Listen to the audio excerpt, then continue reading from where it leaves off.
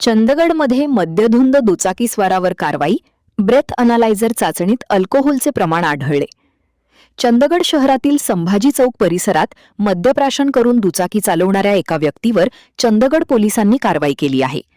Motor वाहन कायदा 1988 मधील कलम 185 अन्वये संबंधित चालकाविरुद्ध गुन्हा दाखल करण्यात आला आहे. पोलिसांकडून मिळालेल्या माहितीनुसार सोमवार दिनांक 8 जून 2026 रोजी दुपारी 1:44 वाजण्याच्या सुमारास संभाजी चौक येथे वाहन तपासणी मोहीम सुरू असताना एका दुचाकीस्वाराची संशयावरून तपासणी करण्यात आली.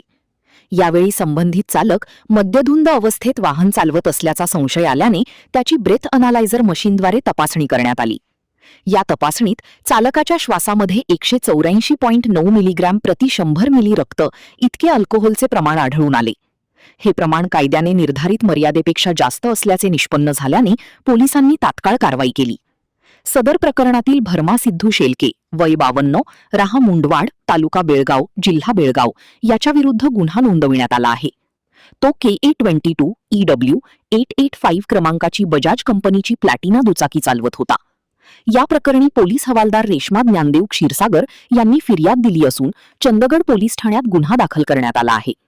पुढील तपास पोलीस कॉन्स्टेबल माने करीत आहेत.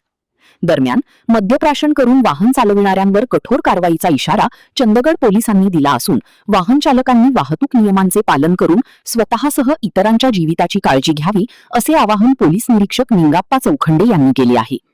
महान कार्य न्यूजसाठी प्रकाश ऐनापुरे, चंदगड.